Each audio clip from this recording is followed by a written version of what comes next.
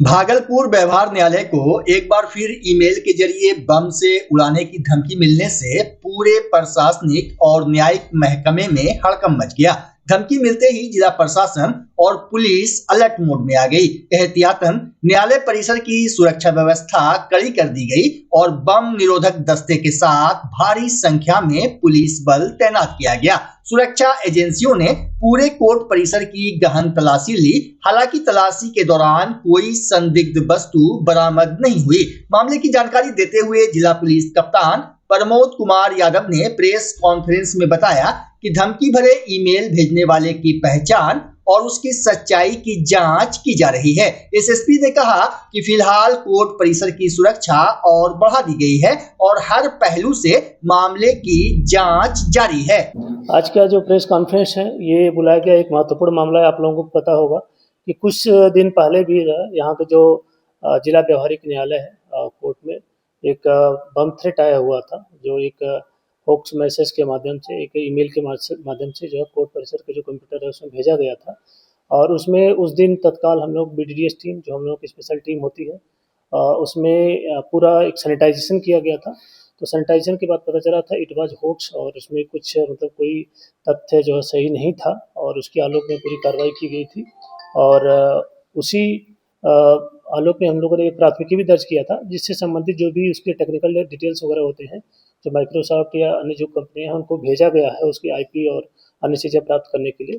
तो कुछ डिटेल्स हम लोगों को मिले हैं जिसमें भी कोई कंक्रीट हम लोगों के पास वो एविडेंस नहीं है और कुछ और चीज़ें अभी हमारे पास नहीं आई हैं। लेकिन आज दोबारा कोर्ट परिसर को जो है ये में बम ब्लास्ट करने के लिए जो है एक मैसेज जो है होक्स मैसेज फिर जो है उसी कंप्यूटर पे आया हुआ है, जिसमें तमिलनाडु से रिलेटेड कुछ चीज़ों को लिंक किया गया है, जो फिर ISI या कई अन्य संगठनों से चीज़ें लिंक करते हुए, जिसका कोई जो है फैक्चुअल यहाँ पे कोई कनेक्शन नहीं है, लेकिन उसके बाद भी मैसेज किया गया था। तो उसके एहतियातन हम लोगों ने तुरंत हमारी जो टीम थी और पुराधिकारियों की और साथ में BDDS टीम और जो अन्य हमारे जो है इसमें एक्सपर्ट हैं उनके माध्यम से और हमारी जो तकनीकी टीम है जो साइबर DSP और अन्य लोग, इसमें सारा डिटेल्स कलेक्ट कर लिए हैं। पूरा सैनिटाइजेशन आज किया गया है और कहीं कुछ भी नहीं प्राप्त हुआ है। और अभी हम लोगों ने एक सर्टिफिकेट भी जो है कोर्ट को अलाउ कर दिया है कि आगे की वो जो प्रक्रिया है वो जारी रख सकते हैं। और इसके साथ हम लोगों ने दोबारा जो है उसकी कोर्ट की सिक्योरिटी को चेक किया है। पहले भी हम लोगों ने इसमें कोर्ट की सिक्योरिटी जो भी थी उसको और बढ़ाने की कोशिश की है और आगे फिर हम लोग इसमें रिवाइज कर लेते हैं। और साथ में ये जो होक्स मैसेज आ रहे हैं ये क्यों आ रहे हैं, क्या इसका रीज़न है, इसमें हम लोग टेक्निकली जो है इन्वेस्टिगेट करने के लिए दोबारा एक प्राथमिकी दर्ज कर रहे हैं और साथ में हमारे जो साइबर एक्सपर्ट हैं उनकी हम लोग मदद ले रहे हैं। और इसमें हम लोग अतिशीघ्र कोशिश कर रहे हैं कि इसका लिंक कहाँ से है, इसके पीछे मंशा क्या है, ये हमें क्लियर हो सके। और उसके आलोक में अगर जो भी दोषी है, कोई लोकली इसमें दोषी है, कोई अफवाह फैला रहा है या कोई संगठन इसमें इन्वॉल्व है, तो सारी चीज़ों को हम लोग तहकीकात कर रहे हैं, जाँच कर रहे हैं। उसके आलोक में जो भी चीजें आएंगी आगे विधिक कार्रवाई सुनिश्चित की जाएगी। गौरतलब है कि करीब 10 दिन पहले भी व्यवहार न्यायालय को इसी तरह ईमेल के माध्यम से बम से उड़ाने की धमकी दी गई थी, लेकिन उस मामले में अब तक ना तो आरोपी की पहचान हो सकी है और ना ही जांच रिपोर्ट सार्वजनिक की गई है। ऐसे में बार बार मिल रही धमकियों ने सुरक्षा व्यवस्था पर गंभीर सवाल खड़े कर दिए हैं। ताजा धमकी के बाद एहतियातन अधिवक्ताओं और न्यायिक कार्य से जुड़े कर्मियों को कोर्ट परिसर में प्रवेश नहीं दिया गया, जिससे पूरे दिन न्यायिक कार्य ठप रहा। इसको लेकर अधिवक्ताओं में भारी नाराजगी देखी गई। ये ईमेल देने वाले एडमिनिस्ट्रेशन को खुला चैलेंज दे रहा है। जिला एडमिनिस्ट्रेशन इस पर अविलंब कार्रवाई करे। आज हमारा इतना टेक्नोलॉजी डेवलप हो गया है, ईमेल कौन करता है उनको पकड़ के अविलंब सजा दिलवाएं ताकि एडमिनिस्ट्रेशन को कोई चैलेंज ना कर सके। एडमिनिस्ट्रेशन को चैलेंज करना ये साधारण बात नहीं है। कोर्ट की व्यवस्था को बाधित कर दिया जाता है, जिससे काफ़ी नुकसान होता है। और पहले भी कुछ दिन दोबारा है, इसलिए ऐसा कहना पड़ रहा है कि एडमिनिस्ट्रेशन, इंटेलिजेंस विभाग जो भी है शीघ्र कार्रवाई करके वैसे लोगों को पकड़ के दंडित करें ताकि ऐसा दूसरा नहीं कर पाए। जांच चल रही है अंदर। हाँ, जांच चल रही है। माने वही जो बम का हवा हो जाता है तो माने स्क्वाड्रन टीम आके जांच कर रही है, कहीं बम तो लगा नहीं दिया है अंदर में, क्योंकि जान माल का काफी लोगों का नुकसान हो सकता है। हाँ, पूरा व्यवस्था ठप है। अधिवक्ता और क्लाइंट गुमराह हैं, रोड पर घूम रहे हैं, पता ही नहीं है क्या हो रहा है बार बार। इसलिए एडमिनिस्ट्रेशन अविलंब कार्रवाई करके वैसे लोगों को जो ईमेल भेज रहा है उसको दंडित करने का काम करें। अंजनी कुमार, महासचिव, जिला विधिक संघ भागलपुर। ये 10 दिन के अंदर ये दूसरी घटना है और ये सीधा सीधी जांच एजेंसी की नाकामी है। किसी भी प्रकार की अगर अफवाहें हो रही है कि बम ब्लास्ट कर दिया जाएगा तो जांच एजेंसी 10 दिन में न कोई रिपोर्ट सबमिट करता है। अनावश्यक वकील लोग इससे परेशान है, न्यायालय को बंद कर दे रहे हैं। दूर दराज से क्लाइंट लोग आते हैं और यहाँ आके फिर लौट जाते हैं। ये बहुत दुखद बात है। ये सीधा सीधी गवर्नमेंट की नाकामी समझी जाएगी। ये 10 दिन पूर्व भी इसी तरह की एक घटना घटी थी जिसमें आज तक न कोई न्यूज दिया गया, न गवर्नमेंट की तरफ से कोई रिपोर्ट आया। यहाँ जांच एजेंसी अभी तक कहाँ तक पहुँचा?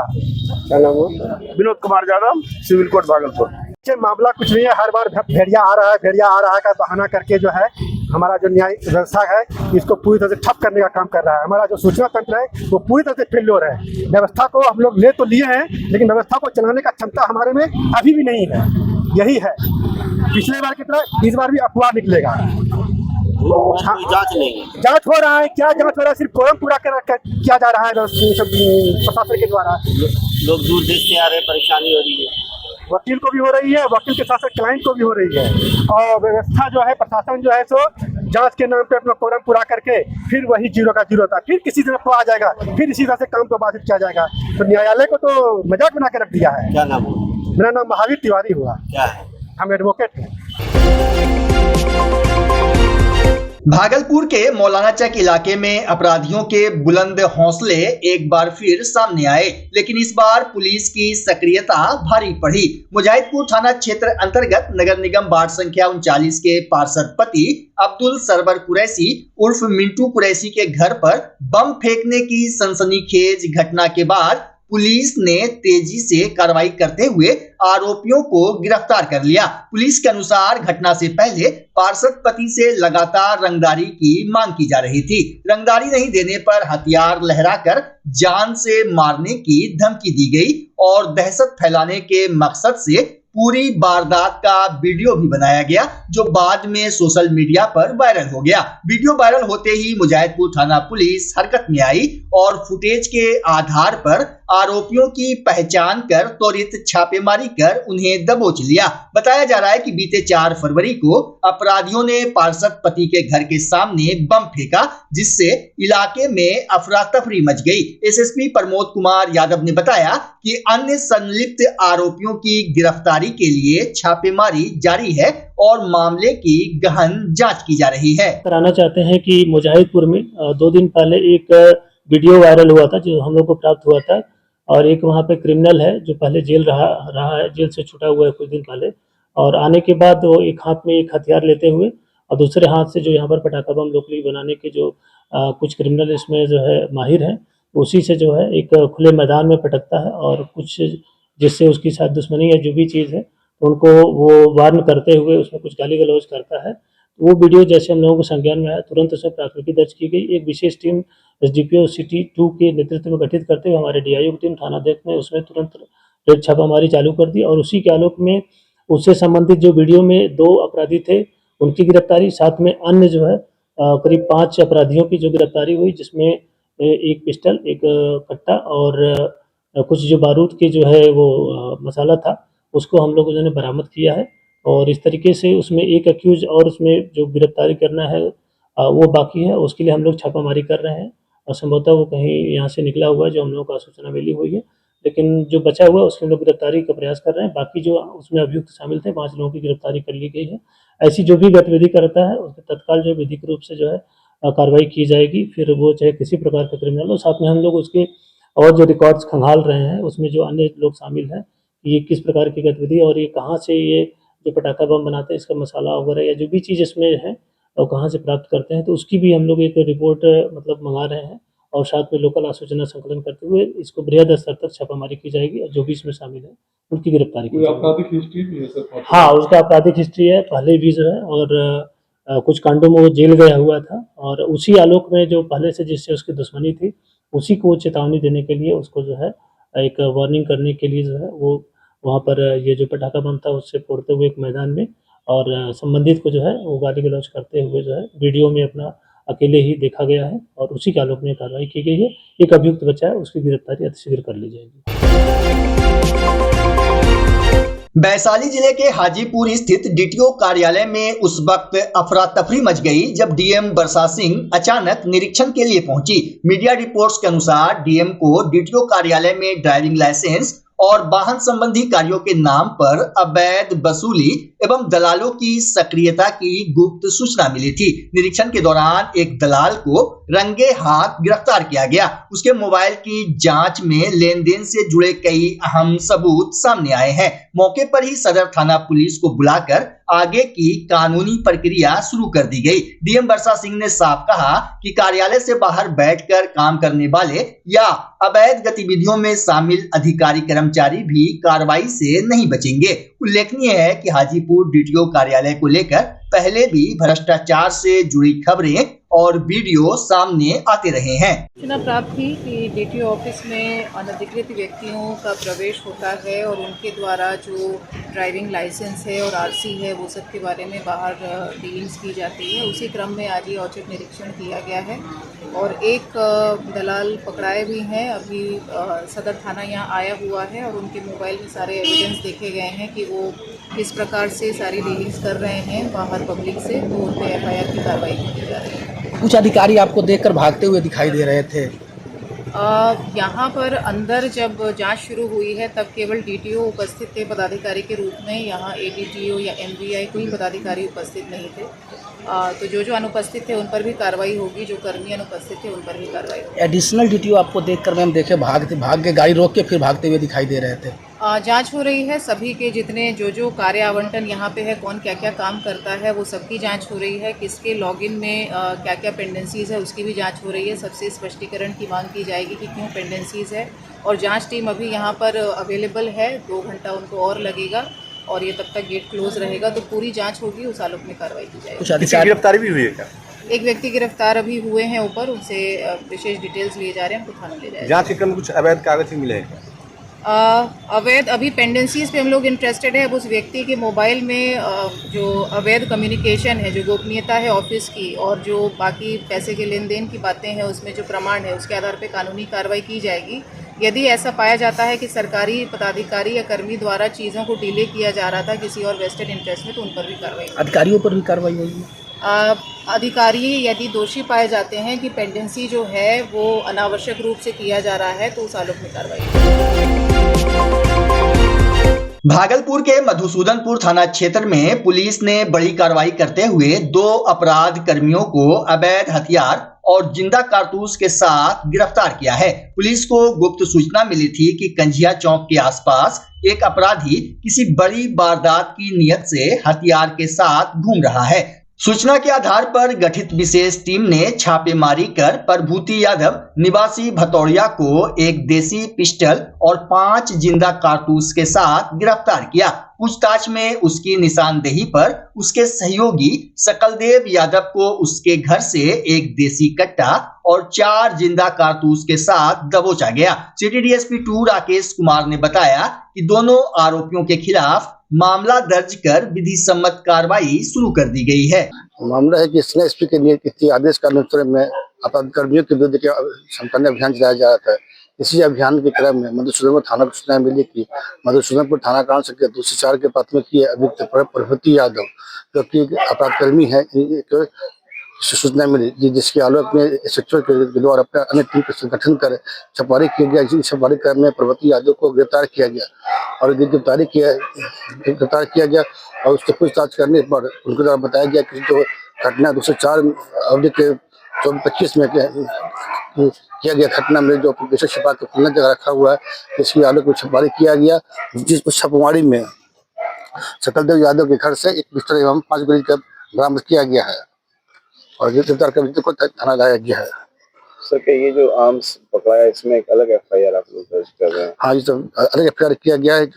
इस एफआईआर में प्रभूति यादव के पास भी गोली वगैरह बरामद किया गया है और प्रभूति यादव के बीच करीब 9 केस थाना में दर्ज है, जो कि बहुत ही गंभीर प्रगति है। प्रभूति यादव के पास कितने चीज क्या बरामद हुआ है सर? प्रभूति यादव के पास गोली ऐसी बरामद किया गया है। पर वो जो पिस्टल है सर, वो क्या पुलिसिया पिस्टल है? नहीं, एक देसी पिस्टल, एक देसी कट्टा और 4 जिंदा गोली और 5 गोली प्राप्त किया गया। पिस्टल के बारे में जानना चाह रहे हैं। पिस्टल मतलब वो जनरल है या फिर पुलिस या पिस्टल? जनरल पिस्टल है। भागलपुर जिले के पीरपैंती थाना क्षेत्र अंतर्गत सिरमतपुर हुजूरनगर गांव में संथाल आदिवासी समाज के पवित्र पूजा स्थल जाहिर स्थान को क्षति पहुंचाने का गंभीर मामला सामने आया है। ग्रामीणों द्वारा डीएम को दिए गए आवेदन के अनुसार बीते 20 जनवरी को शंकर निषाद द्वारा पूजा स्थल को नष्ट करने की नियत से वहां लगे 8 सखुआ पेड़ों की कटाई कर दी गई, बांस की घेराबंदी तोड़ दी गई और पूजा में प्रयुक्त पवित्र पत्थरों को हटाकर स्थल पर गोबर ठोंककर अतिक्रमण किया गया। संथाल समुदाय का कहना है कि जाहिर स्थान पिछले 100 वर्षों से उनकी धार्मिक, सांस्कृतिक और सामाजिक आस्था का प्रमुख केंद्र रहा है, जहां नियमित रूप से पूजा पाठ होता रहा है। ग्रामीणों का आरोप है कि पूर्व में भी अंचलाधिकारी पीरपैंती और स्थानीय थाना को लिखित शिकायत दी गई थी, लेकिन अब तक कोई प्रभावी कार्रवाई नहीं हुई। इस घटना से संथाल आदिवासी समाज में गहरा आक्रोश है। ग्रामीणों ने जिला पदाधिकारी भागलपुर को आवेदन देकर दोषियों पर शीघ्र कानूनी कार्रवाई करने और पूजा स्थल की सुरक्षा सुनिश्चित करने की मांग की है। आज पीरपैंती प्रखंड से भारी संख्या में लोग जो है जनजाति समुदाय के लोग यहाँ आए हैं जिलाधिकारी महोदय से अपनी मांग और फरियाद लेके। अभी जैसा कि आप सबको जानकारी है कि बिहार का एक बड़ा पावर प्लांट पीरपैंती में अडानी पावर प्लांट बन रहा है और जिसमें कि 1200 एकड़ भूमि जो है 1 रुपये के दर पे अडानी पावर प्लांट को दिया गया है। औद्योगिक विकास और स्थानीय लोगों को रोजगार मिले और यहाँ का आर्थिक उन्नति हो। तो आदिवासी जनजाति के लोगों का कहना है जैसे कि पर्यावरण संतुलन करने के लिए वृक्षारोपण का काम हो, मजदूरी का काम हो, रोजगार का काम हो, हमारे बच्चों को उसमें रोजगार मिले। हम जो है बेरोजगार हैं, गरीबी और मुफलिसी का जीवन जी रहे हैं। हमारा बागीचा, हमारा जंगल, हमारे पेड़ वो सारे इस प्रोजेक्ट के अंदर चले गए। हम पशुपालन करते थे, हम आम के बगीचे की देखभाल करते थे और जीवन बसर करते थे। तो हम मांग करते हैं सरकार से, जिलाधिकारी महोदय से हम लोग मिलेंगे और सारी बातों को रखेंगे। और सरकार से हमारी मांग है कि रोजगार दिया जाए और दूसरा हमारा स्थानीय स्तर पे हुजूरनगर गांव के काफी संख्या में लोग आए हैं। जी, हम लोग आए हैं पीरपैंती प्रखंड से, हुजूरनगर गांव से सभी आदिवासी समुदाय के लोग आए हुए हैं। अभी हमारे यहाँ पीरपैंती प्रखंड में अडानी पावर प्लांट जो यहाँ पे सरकार लेके आए हैं, तो अभी हमारे जो जितने भी मतलब आदिवासी समाज के लोग हैं, बहुत लोगों का जमीन जगह नहीं है। जो भी मतलब हम लोगों का कट्ठा डंटा है उसमें हम लोग अपना रोजगार जीवन गुजर बसर करते थे। अब तो अडानी पावर प्लांट के द्वारा हम लोगों का जमीन जा ही रहा है, तो हम लोग यही चाहते हैं, हम उसके साथ साथ हम लोगों को रोजगार चाहिए और बाकी हमारे जो बाल बच्चे हैं सबको रोजगार मिले और शिक्षा मिले, आवास मिले और रोड मिले, जल नल सुविधा सब कुछ मिले। भागलपुर जिले के ऐतिहासिक कर्णगढ़ की परंपराओं को बचाने के लिए अब आम लोग संगठित होने लगे हैं। इसी क्रम में नाथनगर क्षेत्र में कर्णगढ़ पर सैकड़ों लोगों की मौजूदगी में एक आम सभा आयोजित की गई, जिसमें जिला प्रशासन से चैती नवदुर्गा कर्णगढ़ मेला के लिए 20 दिनों की स्वीकृति देने की सामूहिक मांग की गई। आम सभा का संचालन वरिष्ठ पत्रकार परसून लतांत ने किया, जबकि अध्यक्षता कर्ण वेलफेयर फाउंडेशन के सचिव प्रमोद सिन्हा ने की। उन्होंने सरकार की उदासीनता पर रोष जताते हुए कहा कि बिहार के अन्य पारंपरिक मेलों को अनुदान और अनुमति मिलती है, लेकिन कर्णगढ़ मेला उपेक्षा का शिकार है। सभा में सर्वसम्मति से प्रसिद्ध समाज सेवी विजय कुमार यादव को इस वर्ष की चैती मेला समिति का अध्यक्ष चुना गया और 11 सदस्यीय समिति गठित की गई। 18 मार्च से मेला आयोजन का निर्णय लिया गया। सभा में कर्ण की प्रतिमा स्थापना सहित कई प्रस्ताव पारित हुए। हजारों गाँव में लाखों लोग आते हैं। हमें इसके लिए सबूत देने की जरूरत नहीं है कि यह मेला कितना बड़ा है और कितना लोकप्रिय है और कितना उपयोगी है, लेकिन हमारे जो अधिकारी हैं वो इस इलाके में पैदा हुए नहीं होते हैं, वो बाहर के जिलों में पैदा होते हैं। उन्हें हमारी संस्कृति से क्या मतलब है, वो अपने ढंग से हमारी चीजों को देखते हैं। लेकिन हमारी चीजें कितनी महत्वपूर्ण है, यह बात प्रशासन के अधिकारियों को अनुशासन के साथ समझाने की, बताने की जरूरत है। कोई जरूरी नहीं है कि सभी अधिकारी विरोधी भी होते हैं। भागलपुर जिले के फतेहपुर में रविवार को गुलजार उम्मीद ट्रस्ट की ओर से एक सामाजिक कार्यक्रम का आयोजन किया गया। कार्यक्रम के दौरान ट्रस्ट के उद्देश्यों की जानकारी दी गई। ट्रस्ट के फाउंडर मोहम्मद गुलजार सवा एवं निदेशक फरजीना हमीदी ने बताया कि संस्था बिना किसी भेदभाव के जरूरतमंद और समाज के वंचित वर्गों की सहायता के लिए कार्य कर रही है। ट्रस्ट बुनियादी शिक्षा, मार्गदर्शन और करियर सलाह के साथ साथ स्वास्थ्य सेवाएं भी उपलब्ध कराता है, जिसमें मोतियाबिंद सर्जरी और अन्य चिकित्सा सहायता शामिल है। इसके अलावा विवाह एवं पारिवारिक सहयोग, सामाजिक और कानूनी समस्याओं में सहायता भी प्रदान की जाती है। ट्रस्ट का लक्ष्य करुणा और सेवा भाव से लोगों के जीवन में आशा, सम्मान और सकारात्मक बदलाव लाना है। प्रोग्राम कर रहे हैं आप लोग? ये एक ट्रस्ट का उद्घाटन है जिसका नाम गुलजार उम्मीद ट्रस्ट है, जिसका मेन ऑब्जेक्टिव और मिशन है कि अंडर प्रिविलेज्ड लोग और जो गरीब बच्चे हैं, गरीब तबके के लोग हैं, उनका सहायता कैसे पहुंचा जाए। तो उसके 4 बिंदु पे काम होगा। एक तो है एजुकेशन सेक्टर में तरह तरह की सर्विसेज और कोलैबोरेशन करेंगे। दूसरी चीज़ है मेडिकल में। मेडिकल सर्विस तो ऑलरेडी गवर्नमेंट के ढेर सारी चलती है, लेकिन हम लोग उसको जो है बेसिक लेवल पे कुछ जो है अवेयरनेस के लिए कर सकते हैं, एम्बुलेंस सर्विस को बेहतर करवाने सकते हैं। तो ये ट्रस्ट जो उन चीज़ों के लिए काम करेगा जो ऑलरेडी है हमारे बीच, बट वो कहीं ना कहीं एक गैप है, तो उस पर काम करेंगे।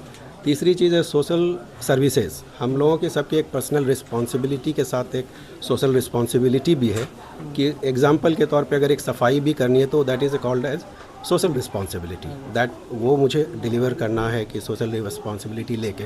तो ये ट्रस्ट जो है एक जागरूकता की तरफ भी काम करेगा, साथ साथ सरकार की कुछ योजनाएं हैं, गो ग्रीन, एंटी प्लास्टिक या एंटी टोबैको, उनको भी सहायता मतलब उनको भी कोलैबोरेट करके कोशिश करेगा उस तक पहुँचे।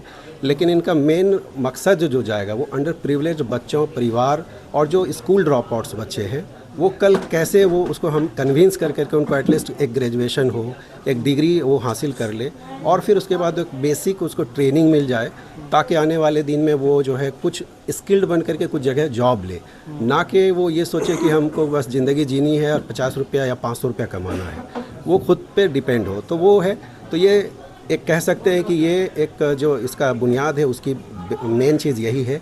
हम सहायता नहीं करना चाहते, हम एनेबल करना चाहते हैं लोगों को। हम चाहते हैं कि आपके अंदर जो कैपेसिटी है, जो टैलेंट है, वो आपको मैं अगर हम थोड़ा सा कंट्रीब्यूट कर दें और आप अपनी ज़िंदगी में अगर कहीं पर बेहतर से काम कर सकें, that will be called our achievement.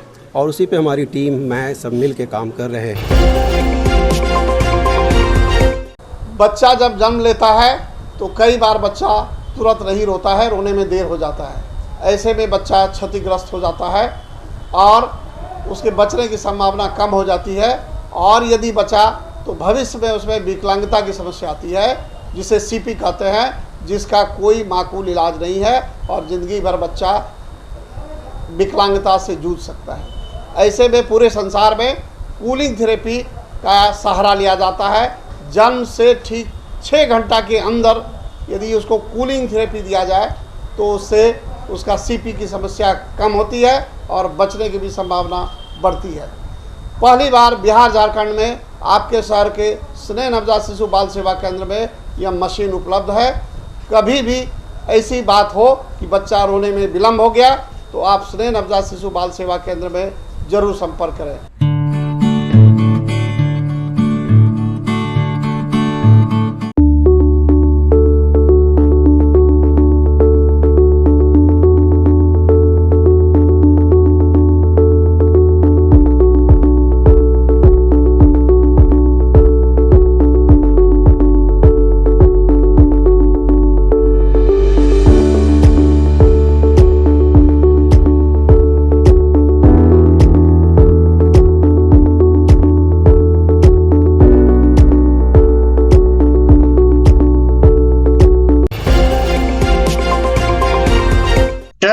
सरकार द्वारा भारतीय उत्पादों पर लगाए गए 25% टैरिफ हटाने के फैसले पर हस्ताक्षर के बाद भारत अमेरिका अंतरिम ट्रेड डील को लेकर टेक्सटाइल और आर्टिजन उत्पादों के निर्यात की संभावनाएं मजबूत हुई है। इसका सीधा लाभ भागलपुर के प्रसिद्ध सिल्क उद्योग को मिलने की उम्मीद है। बुनकर से एक्सपोर्टर बने जियाउर रहमान ने इस फैसले का स्वागत करते हुए इसे भारत सरकार विशेष रूप से प्रधानमंत्री नरेंद्र मोदी की कूटनीतिक पहल का सकारात्मक परिणाम बताया। उन्होंने कहा कि अमेरिकी बाजार में भागलपुरी सिल्क और टेक्सटाइल की अलग पहचान है, जहां बारीक कारीगरी और पारंपरिक हुनर की भारी मांग रहती है। जियाउर रहमान के अनुसार टैरिफ हटने से निर्यात बढ़ेगा और इससे स्थानीय बुनकरों, कारीगरों एवं सिल्क कारोबार से जुड़े लोगों की आय में वृद्धि होगी। साथ ही क्षेत्र में रोजगार के नए अवसर भी सृजित होंगे। मेरा नाम जियाउर रहमान है और हमारी ज़िंदगी की शुरुआत जो है बुनाई से शुरू हुई है और कपड़ा खुद बुना करते थे और फिर आहिस्ते आहिस्ते मतलब जो है काम को बढ़ाते बढ़ाते कपड़ा बनवाते इंडिया में सप्लाई किया और ऊपर वाले से आज जो है पूरे मतलब विश्व स्तरीय जो है मतलब हम लोग अपने भागलपुर के कपड़े को जो है यूरोप, यूके और अमेरिका, जापान, लंदन, जहाँ भी मतलब हमारा कपड़ा पसंद होता हम लोग वहाँ तक पहुँच गए। देखिए, जो कपड़ा भागलपुर में बन रहा है या यहाँ की जो हस्तकला है, हस्तशिल्प है, पूरे दुनिया में फेमस है। अमेरिका ठीक है टैरिफ लगा दिया, टैरिफ लगाने के बाद हमारा माल जाना बंद हो गया, लेकिन हमारे माल की तो उसको ज़रूरत है। जो माल हमारे इंडिया से सप्लाई हो रहा है वो कोई दूसरा देश हमारा क्वालिटी दे नहीं सकता। और ख़ास करके भागलपुर की एक खासियत है कि जो सिल्क भागलपुर में बनता है वो हिंदुस्तान के किसी कोने में जो है सेम सिल्क नहीं बन सकता। यहाँ की जो हस्तकला है, हस्तकरघा है, वो अपने आप में एक मायने रखती है। तो ये अमेरिका का मजबूरी था कि उसको जो है मजबूरन जो है उसको टैरिफ घटाना पड़ा और टैरिफ लगने के बाद हम लोग हताश हो गए थे, क्योंकि माल किसी न किसी माध्यम से अमेरिका जाना है तो वहाँ पे जो बायर है तो वो 63% जो है मतलब उसको टैक्स एक्स्ट्रा दे रहा। अगर 1 करोड़ का माल है तो 63 लाख रुपया उसको टैक्स भरना, तो उतने में तो माल हमारा बिकता नहीं। तो वैसे स्थिति में तो हैंड टू माउथ हो गए थे। सोचना पड़ रहा था कि अदर मार्केट में मतलब कैसे इसको जो है बढ़ावा दें। लेकिन एक खुशी की बात है कि टैरिफ को अपने जगह पर लाया गया और मुझे उम्मीद है कि अब जो है काम आगे बढ़ने का संभावना नज़र आ रही है।